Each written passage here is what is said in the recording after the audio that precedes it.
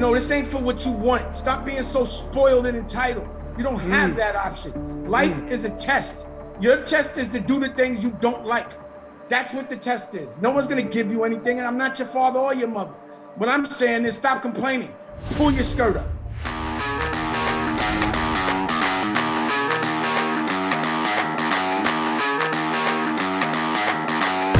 So good to see you, my friend. Appreciate you so much. You are, your hustle is legendary. The things you've done, the markets you have made, the things I believe that you will do. I just had to share, your story with my audience, and I know that you're gonna help people that maybe are trapped see a way out. Yeah, that seems like the task at hand. Yeah. Lately I've been looking at myself.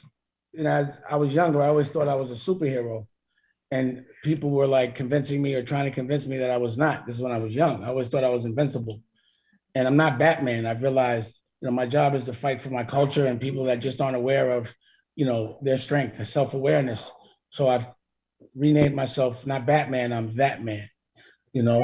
So my job is to be a superhero that fights for culture and independence. But, a big thing about me is you can't help anybody unless you can help yourself. So you have to lead by example. You know what I mean? So my goal is for everyone to be that man or that woman, and to showcase what that looks like. Right now, it's in the fight for narrative. Yeah, let's start there. Like, how important is it for people watching? Like, I hear everybody wants to save the whole world. They want to help their moms and pops and everybody. But, like, how important is it for the audience to take care of self first and get that really secure? Well, I have this thing. I teach this class to principals from the OSG. The OSG is 150 predominantly Black principals all over the country. And I teach them an entrepreneurial class on Tuesdays. But we have one discussion. And the first question I ask is, what's your selfish dream? So you have to make so much money that you can help all the people that you love. And if you're fighting for love, that should be a lot of people. But at the end of the day, it's about, to me, figuring out what exactly your clear dream is. And, I have a process. I work in dimensions. Oh, I want a yacht, but I'm worried about the gas. You don't worry about the gas in your dream. It's a dream. I love that, man. It has to be unobstructed. But it has to be unobstructed. So sometimes you might dream around people and they're like, these are the reasons why you can't do it and blah, blah, blah. So then you start visualizing. So that messes that whole process up. So you have to also keep people around you that can dream, or at least aren't going to obstruct yours. After that, the next dimension is you got to put it on paper, and, that's another dimension. You put it on paper and it's clear. You can write it down in a couple of sentences, and other people that have the same dream can also read, identify with it, and you'll find that, you can come together. And then the next dimension, making it actually happen. And then the last dimension now is in the metaverse and the multiverse. So, it's always important to be one dimension ahead, regardless of whether industry is ready for it or not. It's just good to be savvy at it. So that's how I do things. And pardon? How important, Dame, is it? Like, you have been around some people that have just cracked some super ceilings, right? And how important are, their influence on you or your influence on them? I don't know exactly which one influenced the other, or whether it was back and forth, right? How important was it to be around those people that broke through, for you to break through? Well, I have to be around. I have to be inspired to work. So, if someone inspires me and I see that they have the potential to be great, they've inspired me enough to teach them how to be great independently, and how to understand how to leverage your own celebrity, and understanding how to do things on your own, how effective that is, also understanding what residual income is and how to get that. So it's a double, I've always have to be inspired, but usually what I do is I give the game away. So most people that empower people like a Kanye or a Jay-Z or a Lee Daniels or a Rachel Roy, they don't teach them how to do it because you're no longer needed. I actually teach you how to fire me, how to get rid of me, so that you can go make your dreams come true, and I could go do my thing because I got dreams. So my thing is, let me make you independent, and you've inspired me enough to make sure you know how to keep you and your family rich without me, which you've seen just by reading the Forbes. And then I can go and use whatever I learned from helping you to help me, because I got dreams and I got a family. And I learned that really investing in myself is really important, to be fearless about what I believe in and my point of view. And having good taste is everything. So I've heard you say before, like, when they hurt, I hurt. What do you mean by that? Because I think I know what you mean, and I relate to that. I make it easy. If you have a child, you have children. Yes. When they hurt or they're sick, wouldn't you say, give me that sickness anytime? Because you feel worse than they do, right? When you love something and it hurts, you feel it. So unfortunately, I'm a lover. Pause. I love my culture. I love my family. I love anyone that's helped me survive. So when they hurt, I feel it, no matter where I am. So, I come from another social class where we had to deal with like survival skills, which is what the basis and the DNA of our original music was. It's about survival. And a lot of people that I survived with, they're still there doing the things they were doing before. I am not, but I still got to hear about what they're doing. When they go to jail, I still got to deal with bail. I still got to bid with them. I still got to make sure that they get the proper rehabilitation that they deserve, because they're not getting it just from being a friend, So I end up knowing all the problems that are hurting the people I love. So there's jail reform, there's health, there's economic literacy, there's education, there's just, unrecognized trauma. I have to deal with all of those things. And that's why I'm part of something called the commission, because if I just think about something that bugs me, if I internalize, that becomes cancerous. So I don't hold anything in. As soon as I feel it, I got to go do it. So if I'm sitting around worrying, that means I'm doing nothing. But if, let's say, I feel like I'm too heavy or I'm, a little chunky, if I'm not in the gym, then I'm not fixing nothing. I feel better when I'm actually working on it. So I got to always be working on what's bothering me, or it gives me anxiety. Dane, do you think that you mentioned financial literacy? Do you think it's financial illiterate, or is it financial programming that we've been programmed? We've been programmed. Think about this. Because I don't believe that we're financially illiterate. I think that we've been programmed to save for the banks, to give money to the man. Well, to me, that's being unconsciously illiterate. Then you know what you should be doing, but you're right. It's a program. So what I noticed when I was in school, because I went for a little while, that they never taught me what to do when I make money. They never taught me how to pay taxes. They never taught me, what capital gains was. None of those things. What they taught me to do was have a job, and to be afraid to actually not have a job, to not go to school. Fear is a very serious tool used to control masses. Fear. Wow. So So when I say literacy, let's say this: translation. Things aren't speaking to us in the language that we understand. Sometimes it's speaking to us in a language that shuts us down, that triggers us, that intimidates us, to make us think, oh my God, it sounds so difficult that I should just not do it. And that happens. I'm watching this happening in industries, even like in the NFT world. I'm like, yo, this shit is so hard that I don't see any creative not being triggered or uninspired by having to sit down and listen and be so articulate. Most people that are creative like to talk through the language of their art. So language is important. So we're not taught things in a way that don't give us anxiety. They're actually taught to us in a way to shut us down. Do you notice that a school and a hospital and a courthouse, they all look exactly the same? Why all the dough fighting in the same walls and the same bricks? Even going into a hospital, why wouldn't you want it to feel like a spa? Why do you want it to feel like a jail? Right. So that you don't go get yourself healthy, so that you have to go only when you have to, and then now you're dependent. So, why don't they teach us about space travel, how to lobby, how to pass laws, how to be a politician? All of that's intentional. So we have, again, our brain, we only use 8% of it.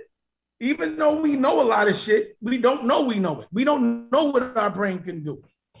So I think our job is, when we learn things, to teach it in a language that doesn't intimidate. And being creative the way I want to be means everything to me. How important you've made it in fashion, TV, music. How important is, and you mentioned this, becoming a celebrity, like figuring out the marketing game. Like if you took the hierarchy of things in a business, where does marketing sit in any business, whether it's fashion or plumbing? Marketing is everything. Like if you have the work and nobody knows, and no one's going to buy it. But the thing about this world is you pay a celebrity to bring attention to your product. So you always have to go to a third person. If you yourself become the celebrity, you get to cut out that middleman and you get to make money off yourself. You're not going to rob yourself, or at least you shouldn't. You won't be mad. You're going to show up. You're going to understand. Like for me, dealing with other celebrities is a pain because they all have the little idiosyncrasies and silly stuff. And they always think they're making you so much more money than you're making, they don't get it. It's a big entitlement there. Yeah. So that's why I, went from investing in other people's names into investing into myself, because I'd rather have full margin. I don't want 20% of somebody's 50% or 10% of what they're getting. If I control a business and I know how to make it, I don't have to pay the celebrity. It's all mine. Number one, if it's all mine, it's all theirs, meaning my family's. They get the benefit from it. So my thing is, I ain't hustling for now. I'm hustling for later. I'm always looking at the future because I can always survive. But narrative is important, But this is time for me to make some money. You know what I mean? Like I need to make some. I haven't made enough money I can look at. I'm always making just enough that I can throw it back into something else. I'm always, feeding that machine. But this year that's going to change because a lot of times in industry, like when you're in industries that are new and no one knows about it, sometimes it's like not the best thing to be first. I've been first so much that it's like I gotta, smoke weed to wait for people to catch up. You know what I mean? And you can look at the receipts and the things that I was saying and doing. I had a streaming service before Netflix. You know what I'm saying? I was putting out things on YouTube before YouTube was even being monetized. Dude, it's painful to be early, man. It's expected to me now. When I was like 20, you got to remember, if you look at the receipts, when I was talking about independence, people really thought I was crazy. Like really thought I was crazy.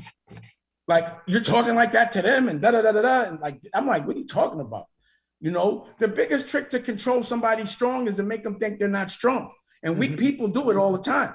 It's all about here. So it's about really understanding who you are, what you can do, but also making sure you're healthy, because at the end of the day, the wealth is being healthy, because you can have all the money in the world. If you're not mentally healthy, you're going to be miserable. And I know a lot of people that are. And if you're physically, or you're sitting wheezing, or you're in a hospital bed, like right now, I'm diabetic and something happened. One of my, some blood vessels busted in my eye. I got blood all over my eye. And one of them, it's like having a cobweb on it. And I'm like, damn, I'm happy because I know it's going to go away, but what if it didn't? Right. And what can I do to make sure this never happens again? So, it's about really being strategic about architecting your future. It's about being a time traveler.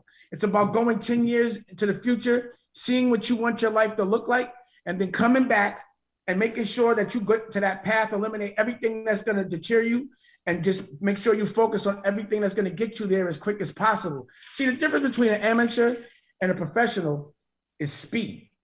So if you look at a high school game or a college game and a professional game, they're all doing the same thing. The professionals are just doing it twice as fast. So you just have to be able to do things twice as fast. You have to react as fast. You got to, jump on opportunities fast. It's just about being a certain level of fast. You know what I mean? It's speed. So Dame, on that note, the first 20 years I was in business, I was raised by a single mom. My dad died. And I had grit and I had hard work and I was disciplined, but I didn't know what I was doing and I didn't collaborate with people. It wasn't until I started collaborating with other people that I sped up, like I'm collaborating with you today and you with me, right? What advice would you give the business owner out there, the entrepreneur, about taking the time and money to collaborate with other people to speed up, accelerate their process? Okay, so to me, business is war. And there's battles to get to war. But you could do that on your own. But to win the war, you got to get with other generals that have armies, other bosses that can do things that you cannot. And in exchange, you do things for them that they cannot. But at the end of the day, it's having what I call the circle of success. It's about making a group of people rich so you never go broke. So here's the thing. If I got 10 people in my crew and I know I'm reckless, if I make them all at least have $2-3 million a piece, if let's say I go broke, because again, I bet it all every time, and I wouldn't suggest everybody do it. It's a different kind of thing, but I love it. And if I go broke, all I got to do now from them 8 people is get 100,000 or 200,000 from each of them, which will not hurt them, and I'm back a millionaire. And they're not going to not give it to me because I made them rich. I helped them. This is what the whole thing is, and vice versa. When y'all need it, I'm there. If I got it. So it's about getting a circle of people that you could always, like in business, to get loans, you need the equity, and then you need somebody, then you got to get the loan. You got to put up 20%. So some people have people that just put up that 20%. Like, this is my equity guy, and this is where I get the loan from. So to get $1 billion, you only need 200 million, and no matter where you at, you're going to get it. But you got to have that person that got it. And you give them 10, 20% for doing that. You need a team. You can't do everything. So I got 100 ideas, and I want all of them to come to fruition. And again, I'm the one that's dumb enough to fund all of them, which is why I can never look at money. I wouldn't suggest you do that. But, again, for me, it's a narrative thing. I can't expect people to do things that have never been done before. So I got to do it myself so I can go co-sign it. So I'm doing the football leagues, right? I got the AFA, Arena Football League. I got the team in Tampa, the Tampa Cyclones. I got about 7 teams and people that are ready to come through, but I'm like, don't come through yet. Let me go through it first so I can tell you the problem, so I can really officially stand up for it. I would never send somebody to invest in something that I haven't actually done a little bit myself, because I got to be able to stand up for it. Let me ask you, man, that is important, real important. Yeah. Where do you? I know you talk about being the boss, being having control, but what about the guy or gal that's not meant to be the boss? They can't handle the pressure. They can't handle the stress. Where do they fall in line? How do they not fall in line? Probably bad wording. Well, first, we got to get them some therapy, because it's going to destroy them. Because no one doesn't not want to be the boss. And if you're not the boss, it's just not many people want to fight to be the boss. But who doesn't want to be the boss? So I think a therapist, like, why you don't want to be the boss? Oh, I might be most people think they can't. It's about a flip. It's about knowing you can. So if you don't want to be the boss, then I would say go to another channel and get some help. But who doesn't want to be the boss? It's about the fight. Nothing good happens without some fight. You're only great when you're doing something that makes you a little uncomfortable. You got to be a little uncomfortable to grow. To make muscle, you got to lift weights. You got to hurt. It doesn't happen overnight. So I can't even speak in that mentality, and I'm sorry, Grant. I just can't. I can't. I only talk boss. It's the only language I know. Right. When people start talking anything else, I'd be like, wah, wah, wah, wah, wah. What is that? You know what I mean? The language. It's a language you don't understand. So let me ask you. Let's say me and you. Let's say me and you start a business. Okay. Like, if both of us are bosses, then we don't really have one. Would you agree with that? 100%. The partners that's different. Now we're partners. Okay. So how does somebody that's listening say, hey man, because I'm subordinate in situations. Me too. In my house, I am not the boss. I've given it away. Okay. I'm not the boss. That, right? Well, put it like this, 100%.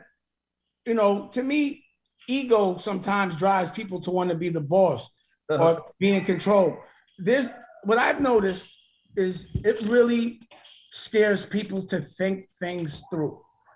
And if they have somebody around that'll think for them, they'll definitely let that person do it. And I've been that person for a lot of people, and it's traumatizing to always have to think for people. For you or for them? For other people, it's also traumatizing to have to think things through for myself. There's a lot of things I don't want to have to deal with, but I push through the fall. Right. I hate having to think things through to see what it looks like, but you got to do it sometimes. But if you have someone that's better at you, or if you're doing a lot, I'm definitely the one that'll delegate. And when I do delegate, the people that I delegate to, I have to give them complete control, because they got to do what they got to do. They got to be able to make decisions. You see, a company that can only move by one boss, and when he makes moves and only by one boss's order, is a bad company. I try to train the people that work with me to be able to make my life as easy as possible. They have to be able to do things when I'm not around. But for me, I have to run the cash register first, just so I know if they're doing their job right or wrong. Right. But once I know it, I can't be on the street marketing. I can't be doing all that shit. I'm 50. I'm 51 years old this week. May. Man, you know what I mean? I can't do the things I was doing. I hope I look as good as you when I'm 51.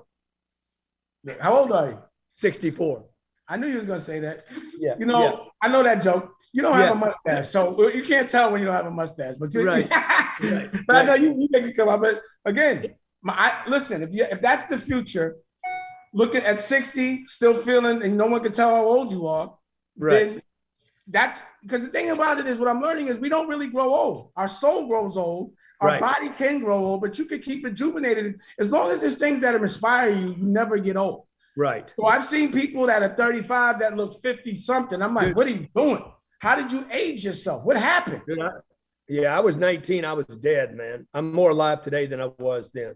Let me ask you this. How important is sales to any organization or any dream? I'm talking about selling something. I mean, if you don't sell anything, you don't make no money. So this is the issue I'm having in real time. The last year, I just been 2 years, it's COVID. So I've been doing things, but I've been working on movies. But I've been putting up my own bread. So I got like 4 movies, I partnership with another, and they done. And I'm like, yo, I'm not putting up another dollar until I make some money off the things that I've already created. You know what I'm saying? It's still a flips for me. I'm still in that situation. I don't get a fee. I put my money up and I make the money based on how many people buy it. Like my shit really got to be good. So yeah, when you have a job, you get paid whether that company makes money or not. And if you don't, then you have a lawsuit. You can, there's problems there, especially when you have payroll. You can't even be late with payroll. I hate payroll. You know what I'm saying? Yeah. So, you want to put yourself in a position like me. I be telling people, yo, if I don't make money, if I don't sell and people don't buy it, I don't eat. And I got to make enough money that I eat well because of the fact that I'm choosing this life and that my family eats well. They cannot be ever affected by me being so brave. So that's my thing. My kids can't ever feel it. So I have no choice. I have to sell. So what would you say to the artist or the business person that's like, I just want to create the art. I just want to have the idea. I don't want to be the marketer. I don't want to be the sales guy. And I don't want to manage the business. I just want to be the artiste. I just want to be the celebrity. I say it every day, but it's not a realistic thing. So, you have to get a team, but these things you have to do first. No one's going to work harder for you than you work for yourself, period. And I'm not working harder for anybody than they work for themselves, unless I'm trying to rob them, and I'm not trying to rob them. So you have to deal with the things you don't like. Just because you don't want to doesn't mean that you have that luxury until you have that luxury. You can't do that. If you have a dream, you have to do every single thing it takes. When I was putting Jay-Z out first, when we first put Jay-Z out, I had to jump on that stage with him because the show was whack. Because he had no hit record. So I had to do every single thing. I had to be the hype man. I had to be the businessman. I had to go collect the money. I had to go make the deals. I had to go find the distribution. You got to be built for this. You know what I would say? Pull your skirt up. That's what I would say. This ain't for what you want. Stop being so spoiled and entitled. You don't have that option. Life is a test. Your test is to do the things you don't like. That's what the test is. No one's going to give you anything, and I'm not your father or your mother. What I'm saying is stop complaining. Pull your skirt up. Does the entitlement thing, because I've heard you say that 2 or 3 times now. Because I'm dealing with artists all the time. And plus I got kids. Kids are entitled, but they're the only ones I'm dealing with that with. My children. I was in a room on Clubhouse called White Entitlement. There's like 1,800 Black people. That I was the only white guy there. And somebody brought me up and they said, why are you in this room? I said, because I'm trying to learn about the white entitlement thing. But I'm hearing you say, and I said, I can't go to my white. Why you don't have white entitlement? Because you got money. White entitlement comes from someone broke, a white broke person that only has their whiteness to still think that they got one over you. That's what that is. It's just a tool. Like, no matter what you got, if I'm white, I'm better. That's what that is, but that's it. Okay. But can entitlement apply to any race or what do you mean? Are you kidding? Entitlement applies to everybody. I deal with it every second. There's always this entitlement. Once you get somebody used to something, whether, they deserve it or not, they start thinking that they earn it, that you work for them, that your job is to make them money all day long, make their life easier, just like, entitlement to think the government's supposed to take care of you. I'm like, why do you think the government's supposed to take care of you? Because they oppressed you, because but it's a different game. Uh-huh. Get oppressed. There's an internet out there. There's ways to get money from your house all day long. You got to look for it. If you're lazy, you're just gonna lose. Period. If you're so depressed because you're scared and you don't have nothing and you ain't doing nothing to fix it, go get therapy. But don't spread that energy around. Mm-hmm. They're probably too lazy to go get the therapy though. Listen, there's people that I love that I'd be like, yo, go get some therapy, just so we don't have to deal with this. Like, if I feel like I'm doing something that's affecting my family unconsciously, I'm gonna go get therapy. And if not for me, it's for the people I love. So if your depression and you not doing your lackluster efforts is making it where your children are starving, then you got to really, really get your life together. Mm-hmm. Hey, how do you fix, Dame? What would you say to the young person out there that's like, they grew up in poverty? Can I smoke on your thing? Do whatever you want to do, man.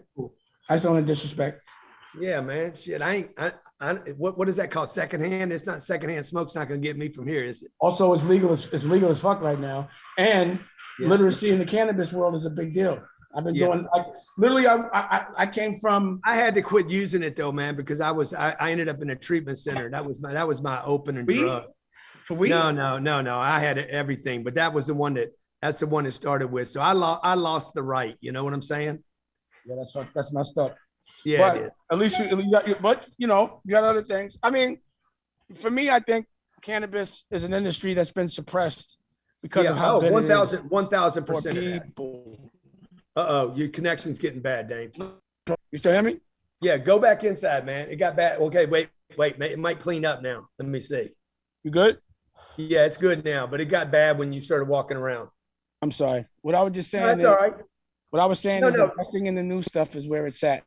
The old stuff was used to control us. Yeah, for me, it just interfered with my, I was spending time on it, right? So I'm like, I don't have this privilege right now. Here's my thing. Unless I didn't smoke or get high till I made my first $1 million. Mm-hmm. After I had millions, actually the thing was smoking used to make me paranoid because I was in the street. Yeah. And it was a big pimping video. There was no champagne in Barbados. No. We were in Trinidad. So I started, we were smoking and I didn't get paranoid. And I was like, wow, this is actually cool. And it also made me a little more patient with the people that are catching up. Everyone's like Heinz to me. Everyone has to catch up, but I'm all right with it. It gives me patience, but I ain't trying to say go smoke. I was just saying it's an industry that people need to understand they can make some money off of. Yeah, I hear you. Hey, let me ask you, how important is it owning the real estate? I've heard you talk about being an owner. Real estate is everything. Mm-hmm. To me, it's the only thing, the bank that you can live in, fix, sell, and make money, and you still enjoy it. So a lot of what our company is doing is the real estate. I love flipping properties because I like to redo them. You know what I mean? And owning bricks is everything, because when you own the bricks, when you're the landlord, you make the law. When you're the landlord, you make the law within your bricks.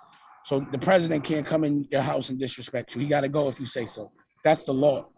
You're the president in your house. So you can't expect to be the boss unless you own the bricks. So that's the reason why I'm trying to actually do all these things and my initiatives and renaissancing different places is by bringing a team, building all kind of stuff out there. But the narrative is we got to be the landlords, period. Yeah. And then what do people need to learn about that game? Because like I was brought up, it was save your money, buy a house. And then I looked at it and I'm like, okay, the people that are saving money and buying a house, they're actually trapped middle-class people. Well, that's a program. That's a program. Yeah.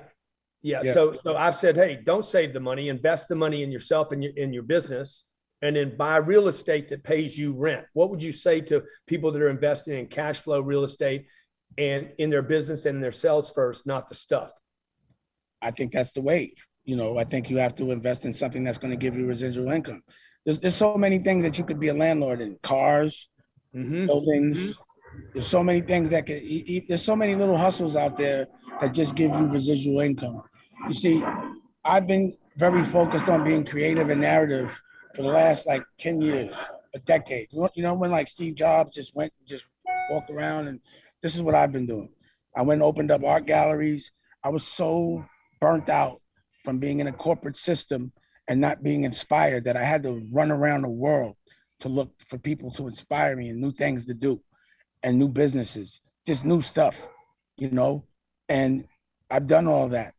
But the solid business, now that I have a solid family, I got a baby, I got a wife, you know, I'm not fighting to see my kids. Now it's time to invest in their future and do what's solid. So that's to me the most solid thing. You know, I invest in content because content is real estate as well. It Yes. gives residual income, you know, Yes. and you know, that's what my thing was. I'm like, I want to do something that makes me really happy, but I'm really sure about the content. But now that I've got and tackled that, and I think I've mastered it as far as knowing how to make it at a certain price point and understanding how to monetize it, I've been focusing all my energy on getting things that most don't do in entertainment and using my celebrity to leverage it. So, you know, if like I have a brand, so if I can go into a neighborhood that may not be the wealthiest, and you know, for the same price, for the price that it costs to build something at that price point, put eco-friendly stuff, cool chic stuff, and then put my name on it, then it really becomes something that's worth more. Your name can be worth more if you put it on bricks, but you have to make your name mean something. You have to be consistent. So having bricks without a brand, you'll still win. But if you Right. have a brand to put on bricks, then it really makes things easy. I mean, you know, And I don't Dave, love Trump. I look at Trump. yeah, so yeah, exactly. So how important is fighting for success then? It's everything. Every day, you should be fighting to get better. But what are you living for? Life with no purpose is not life. Mm, You know, living to survive is depressing. And that's the reason why most people are depressed. They're not dreaming. You have to visualize your dream. And the dream to me is always to get paid to do something that you would do for free, period. So if you're doing something you would do for free, if you love it, you should be doing it so much you're the best at it and that you're so good at it that you get paid. You People have want to to throw be money at you. inspired, Yeah. you know, Look, and then understanding multiples and understanding what that means and all the business that comes with it. You know, it's a challenge. It's not meant to, life's not meant to be easy, and people think it is. It's not. It's meant to I see got two to push pages of notes. boundaries. You're meant to sacrifice so the people you love do not have the same problems. Right. I got 2 pages of notes from you, man. Last question. All right. What does the term 10X mean to you? 10X means if you're making $10 million a year, your company's worth 100. And you can sell your company for 10 times whatever you've been making for the last 3 years. EBITDA or EBITDA, however you pronounce it. Yeah. Yeah. So, you know, whenever I get into a business, I want to know what the multiple is. 10X is always a beautiful multiple. And then Dame, do you see people underestimating, one, the effort that it takes to make something successful? And number two, how much is needed in life in order to create that prosperity that you're talking about, the abundance? Patience is needed. Uh-huh. So the problem with people that are in survival mode is they want to get air and oxygen as soon as possible. So, you know, thinking that you have to buy something and fix it and go through all the loans and whatever it takes to go through it, you know, sometimes it might take a year or two to start getting money, but that happens. In a real business, corporately, it takes 10 years of loss to actually start to have profit. This is what you're programmed to believe. And that's what intimidates people from doing it. And that's what makes people have to use other people's money. But at the end of the day, anything that's going to make you a profit is not going to happen most of the time in a month. It's not going to happen sometimes in a year. But as long as you're fighting and doing something you love and you're seeing it actually evolve, then that's what should be fueling your fire. And you have to expect some struggle. It's going to happen. It's part of the game. You have to struggle a little when you're starting a business. It's never rosy. So everyone wants it to be peaches and creams all day. But that's the reason why they don't move. But they're already in it's not peaches and cream now. Yeah. So you have to work until it's peaches and cream. Hustle for later. That's the name of your book, man. Yes, hustle for your last name, not your first. I like that. Dang, man, I want to do more things with you, man. Well, you've been winning. I definitely want to do things. Pause. I mean, let's go. Let's go. People don't know, but you and I talked about yesterday about the TV network that I'm creating, and you gave me some great ideas about offering it for free works. So I appreciate, the content you're putting out there, man. I want to do something to help you accelerate. Because I know you can reach communities and street corners I can't touch for whatever reason. And I truly want to give back to the culture. That's because I used to hustle on those street corners. That's why. Yeah. Yeah, I understand that. I appreciate you, man. I appreciate you too. Anything you want to do, let me know, bro. Okay, You know, Dave. thank you. When Thank you you, gonna man. play this? When's this coming out? This will come out. This will come out probably. We'll drop it 2 Saturdays from now. Well, I know how your social media game is, so send me all your assets so I can post up. Okay, I will. Dave, thank you, man. All right, bro.